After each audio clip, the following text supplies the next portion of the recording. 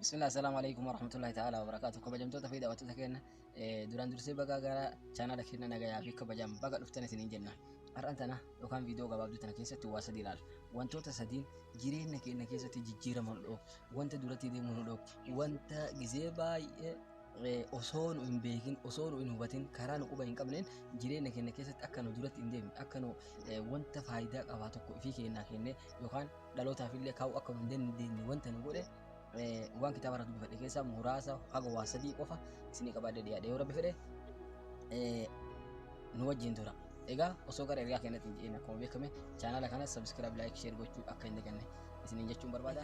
Namni martiyyuu jireenya addunyaa kana keessatti duratti deemu guddachuu addunyaa kana keessatti wanta faayidaa qaba barreessee wanta faayidaa qaba hojjetee wanta faayidaa qaba dhiyeessee dhaloota addunyaa kanarra jira hafuura baafachiisee yookaan raahaa boosisee addunyaa kanarraa galu namni hin jaalanne tokkochi hin jiru addunyaa kanarra jechuudha. Namni martiyyuu ni jaalate yookaan jijjiirama waan jedhamu jechuudha. Jijjiirama namni martiyyuu ni jaalate. Duraan dursee jijjiirama jechuun ifii isaatii jijjiiramee namallee jijjiiruu, ifii isaatii fooyya'ee nama fooyyessuu, ifii isaatii beekumsa gahaa tokko horatee beekumsa gahaa ta'e kana dhalootaa qooduu yookaan dhalootaan gayu wabil jumlatti wanta kamiyyuu keessatti ilmi namaa taxawwura ni barbaada jechuudha.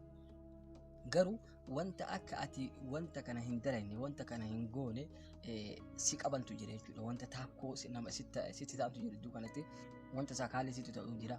Akka ati barattee barumsa kan keessaniin bu'aa tokko hin finne akka ati hojjettee hojii kan keessaniin bu'aa tokko hin finne jechuudha. Wanni kun wantoota xabi'amaan jiruu fi akkasuma namoonni sababa ofirratti ta'uudhaan ifirratti abbootummaan lubbuma isaanii irratti mirkaneessanii kanaan booda akka namichaan wanta takka addunyaa kana keessatti bu'aa kamirrayyuu bahuu hin dandeenye godhan kanneentu jira jechuudha. Kabajamtoota fi daawwattoota kiyya.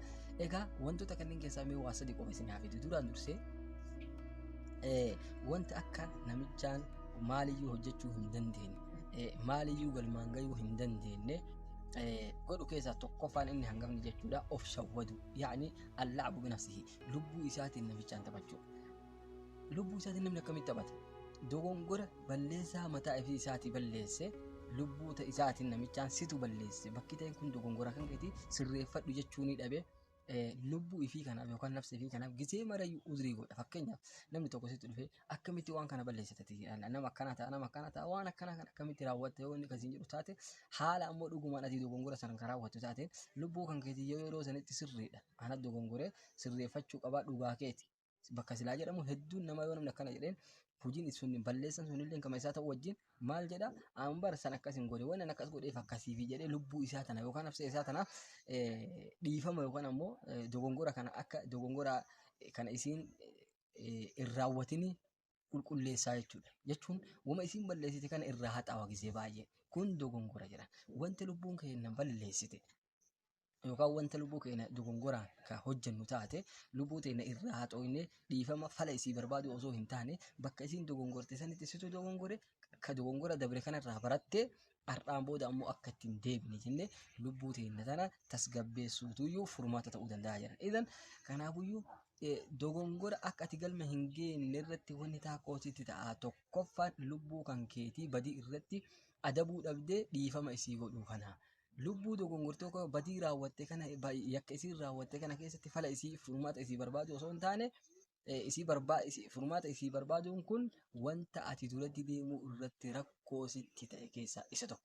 Fakkeenyaaf nama ati maaliif waan akkanaan dalagne an birrii hin qabu bara birrii dhabe malee silaa ima dalagaa nama ati waan akkanaa kana hin dandeetta maaliif akkanaan goone maaliif hin baranne maaliif hin hojjenne maaliif hin qotanne maaliif akkanaan taane yoo jette hawwanni akkas ta'uu dhabeef waan kanaaf jetta fakkeenya. Kanarraa maal hubanna dogongora keessaa inni tokkoffaan isa kana jennee irra mee kanaan haa cufunuuti isatti aanu tarkaanfannu gara sidhaanutti inni wanti namicha qabee ilma namaa kana qabee akka inni duratti hin deemne akka inni hin guddanne akka inni jijjiirama lubbuu isaatiif hin finne jijjiiramuu isa dhooge keessa inni lamaffaan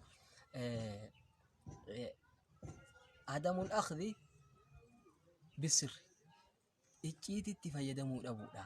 Icciitii waan jedhamu yookaan mistira fayyadamuu dhabuudha. Namni ilmi namaa waan dalagu keessatti hojii isaa kamiyyuu ayyan kana hojii kamiyyuu haa ta'u waan raawwatu kana isaa keessatti ilmi namaa yoo mistira fayyadamuu dhabe jechuudha. Waan kanatti yoo ka fayyadamuu dhabu taate likkii malee wanni miidhaa irraan gahu jechuudha. Haga fedhe yoo guddatillee mistira qabachuu dhabuun isaa sun yooma inni guddatillee isa diiga. Yoo inni guddachuu dhabe ammoo akka inni hin guddanne isa godha jedhan. Tokkoffaan isa kana. عدم الأخذ بالسر يوكام روان جدًا كنا قابتشو دبو كناف مال جدًا قلوب الأحرار قبور الأسرار قلبين ونما بليسة تأيتو كنما نموما قبو نموما نسكس يرتو توكو أبري إجيتي تيجان إجيتين كبيرو يسكيس سايم باتو namni hedduun ifii isaati icciitii mistira isaa yookaan kaayoo fi hojiirii waan yaada waan dalaguu heetu waan raawwachuu heetu waan fi mustaqbala isaa keessatti qabate fuudhee zaraazaree fardan addaan baasee addaan hiikee makluuqa uummatatti kennee yookaan namatti kennee booda ammoo namoota sanii maaliif mistira kiyya naa eeguu dhabanii jedhee isa uummata laa inni ifii isaatii dubbate mistira isaatu qabachuu hin dandeenye akkamitti namoota komachuu danda'a akkamitti namoota haalachuu danda'a idan bakka kanatti namoonni hedduun mistira isaanii ifuma isaaniitti baasanii jechuudha. Eegas namoota irratti haalachuun kun gara deemee gowwummaa yookaan ammoo gara waan biraa keessa nama galchuu danda'a waan taateef inni kunillee hojiin akkanaa kunillee amalli akkanaa kunillee aadaan akkanaa kunillee akka namichi iddimetti waan kamiyyuu faayidaa kamiyyuu fiduu hin dandeenye mataa isaatiif jijjiirama akka namichaan dalaguu hin dandeenye isa taasisaa jedhan. Haala Rasuulli alayhi salaatu wassalaam ista'iinuu alaa qadaa'i hawaa'ijikum bilkitmaan. Hujii keessan galmaan gahuu irratti mistira fayyadamaadha isaniin gargaarsifadhaadha jedhan. Hujii keessan galmaan gahuu irratti fakkeenyaaf ati mallaqa mee birrii 1000 takka qabdaa jennu fakkeenya isinii hakaaya birrii 1000 takkatti qabdu tana qabachuu dhabde bakka deemteef bakka teetti tan birrii 1000 takka qaba jettee fakkeenyaaf yoo odeessaa lallabaa iyyaa yoo ka deemtu taate yeroo muraasa keessatti 1000 takkatti sana iyyuu dhabuu dandeette.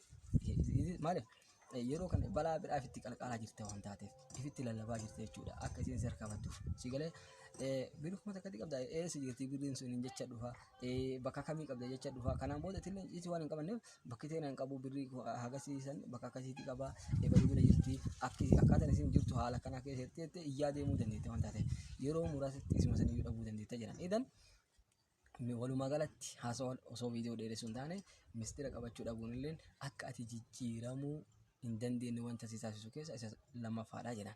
Sadaffaan adamul intifaa bila hubaati yerootti fayyadamuu dhabuudha.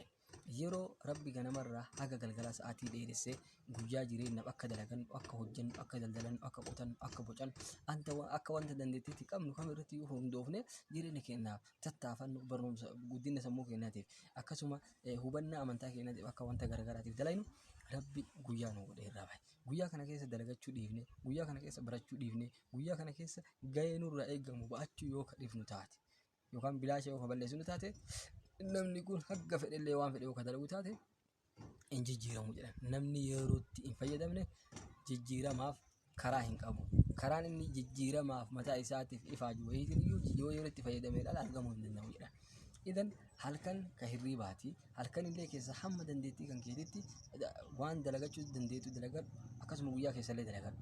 Idan kaayuun keenya jijjiirama waan taateef jijjiirama keenya kana kiyya kana yookaan jijjiirama kiyya kana maaltu miidhaa irratti ta'aa jira maaltu na dhoogaa jira maaltu duratti deemuu na qabe waan jedhu ifirraa laallee irratti madeessifnee ifirraa hubannee akka duratti deemuu isiniin jechuu barbaadeeti. Egaa viidiyoo irraa yoo isinitti dheeresse dhiifama guddaa isiniin jedha asuma irratti xumuruu barbaada.